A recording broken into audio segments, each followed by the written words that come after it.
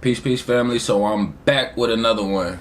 So today what I wanted to do was I just wanted to discuss the chosen ones and how we are going from breaking generational curses to creating generational wealth. And as you can see, like, those are two really big, huge steps. Like, they both require a lot of spiritual attention and energy. You can get to the generational wealth without managing or dealing with your generational curses. But in order to create that longevity and to make sure that you are living your most fruitful life when you do hit your healthiest, wealthiest peak, you know what I'm saying? You want to make sure you intake the best information, and you want to make sure that you are time traveling to your past to revisit those spaces so that way you can understand where these generational curses come from. A lot of us chosen ones out here maneuver around out here in this world, and we maneuver around as targeted individuals and not even understanding and understanding. Like, when you a baby or a child, it's hard to understand that you're being targeted. Small example, I got a brother that's a year younger than me, and my mom didn't really tell me much about growing up, but she told me one story is that I always used to cry at like 3 o'clock for like an hour. And she didn't tell me this till I got older. And then as I got older and I started understanding like my own childhood traumas and stuff that I went through, I realized that from the time I was born until, I would say, to never, that I was never really the focus. I've been the target. I had an older sister. I've been the target. So this is me relaying my information back, and if you can correlate your own, you know, that's great. But as far as for me, I had an older sibling, then it was me, then it was a younger sibling. So if I would cry for every day for an hour, that means that in my spirit world, now that I'm older, I must have understood that this was the only time that I would get the attention and the energy I needed. Even as an infant, you know what I'm saying? Like, to cry every day for an hour at the same time every day, you really had to be neglected.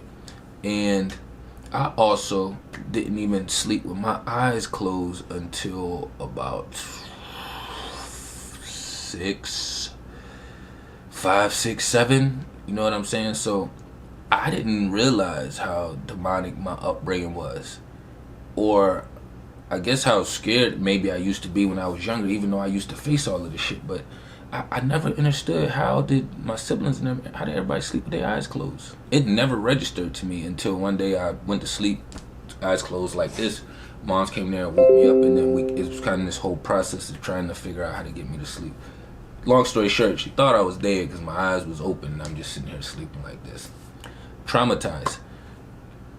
But understanding that these were some bigger grounds for me to understand in order for me to even get into a better space to be like, all right, well, I know I'm supposed to be building and creating this generational wealth. You're doing all this research and learning. You're seeing all these other cultures that's been able to just kind of pass things down. And then here we are. And it's like, I don't have shit to pass down. I have shit to pass down now, but at that time when I was researching and learning, I didn't have nothing to pass down.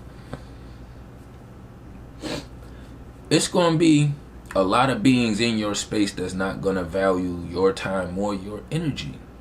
And the weird and the wild thing about that is they could see everything that you're doing and everything that you got going on.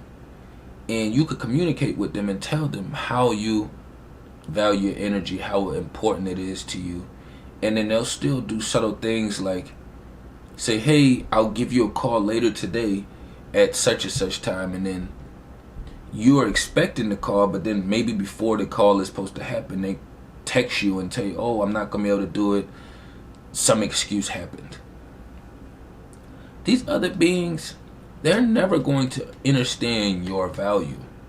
So they're always going to come up with all these witchy ass excuses on why they couldn't call you back, why they couldn't pull up, why they couldn't give you a ride, why they didn't answer the phone, why they got all these bullshit ass excuses as into why there's always some witchy shit going on. That even goes for as far as the new guys that's trying to get in your life or the new females that's trying to get in your life.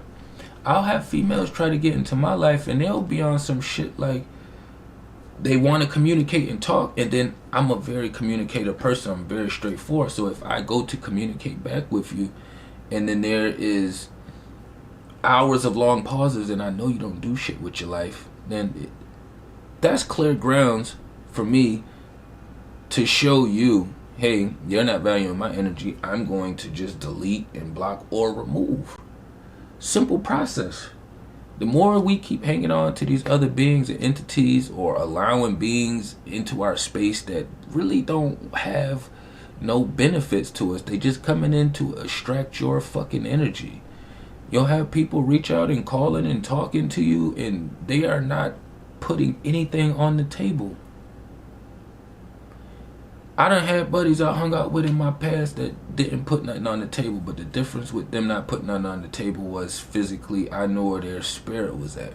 And I knew when they was in positions to give, they would give. So that was a completely different situation. But now we out here maneuvering, breaking generational curses and creating generational wealth. That's not easy. That's not an easy process.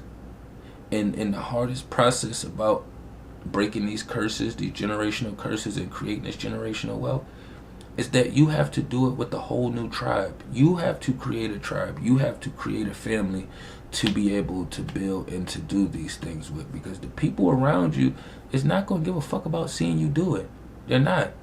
You'll have people coming around that'll see you grinding and going through what you're going through, and instead of them offering like to help with something bigger because they can, maybe it's like to pay a bill or something, or to like help you get something on the car fixed or something, instead of doing those bigger things to really help you, they'll do some shit like get you a couple groceries or a drink or a snack or something from the store. You know, people who go out their way to give you food and these small items is good, but when they're in position to do more and they choose not to, you have to understand they're trying to spoon feed you just to keep you on the rail, on the hook, on the line, whatever wording you want to use. But these beings know that they can do more, even if they don't know where you're going or can see your vision because they're on such a low frequency. They understand that you're moving. So while you're moving, they're feeding you breadcrumbs because they know you still have to keep your energy up. And if you keep your energy up and they're only giving you breadcrumbs, then that means they're giving you just enough energy for them to retract that energy back from you. It's annoying, weird, and can be frustrating sometimes when you're in a really weird space and you got like everything piling up on top of you, your financial stuff, you could be having some health stuff going on, you could just be having some pressure from outside society going on, and then you talking to friends, families, or spouses about this shit, and it's like, it's mind-blowing to me that I even have to talk to you about it, because I talk to you almost every day, so why do I have to keep communicating with you about something that's going on? I don't have to. I do it because you're in my space. I know I could communicate this with myself and work it out in my own spirit realm. But since I allow you access to me, I'm going to want to communicate with you. I don't always want to talk about the happy stuff. Sometimes I want to talk about the stuff that's not so happy going on with me all the time. I'm not somebody that's, I'm an open book. It's the easiest, simplest way to put it. You know what I'm saying? So these beings are going to look at you from a distance. And when I say that, it's like you could be sitting on this part of the couch and they're sitting on this part of the couch. Y'all damn near hip to hip. But when you communicating and interacting with this person, it seems like they're all the way the fuck across town. It's like, why am I communicating with you and you seem across town even though our physical bodies are sitting right here together? That doesn't make no sense to me. That's when I understand that these beings are vibrating so low that they don't know what team they're on, or they're vibrating so low that they're with the opposition. They're with the demonic forces. They're with not the fucking creator. I have never been able to be in a position to see other people not doing that well and I'm doing okay, and then they're communicating with me as if I'm like, I know they need help or a hand or a word or something. It's only right within me to give that. And a lot of other beings will sit there and watch you go through that process. And that's the thing with these generational curses and creating generational wealth. When you breaking down these generational curses, you're going to have to manage a lot of that by yourself. But you're also going to have to address these other beings that was a part of your story. Unfortunately, I know some people come across my life and they be like, oh, you discussed me in such and such. Or it's not that I discussed you in such and such. It's that once you enter my life, you become a part of my story. So if you're going to become a part of my story, you better make sure that you add in motherfucking value in the healthy manner. You know what I'm saying? Because I make sure when I go across people's lives and then I'm entering in someone else's story, I make sure that I'm leaving the most fruitful, valuable impact that I can leave. You know what I'm saying? So it's not going to be an easy process. You shouldn't expect it to be easy. Only thing that comes easy is breathing and waking up, and sometimes that shit don't even fucking come easy, you know what I'm saying? But everything else we gotta do out here, you're gonna have to work for it. You're gonna have to put that motherfucking work in it. You're gonna have to be cutting ties and removing people out the fucking picture. Moms and dads are not the same thing that they used to be. They're living ancestors, but now these motherfuckers is more detrimental to any of us. You know what I'm saying? These moms and dads are fucking more set up for control, demonic cult households than it is for helping, healing, learning, and growing. You know what I'm saying? They pushing people to be like more independent. We aren't really formulating any structures to kind of like build relationships with anyone anymore. Everything is fucking divide and conquer. You know what I'm saying? I ain't want to run it up too long though. You know what I'm saying? I just wanted to drop this down for y'all down below. You know what I'm saying? It's not going to be an easy process breaking these generational curses or creating this generational wealth, because both of those start with the very deep rooted source. You know what I'm saying? So you have to get your roots down in one, and then you have to get those roots up out of the other one. You know what I'm saying? Tap into the merch, everything down below. We still getting busy 24/7. You know what I'm saying? Peace to the kings and queens.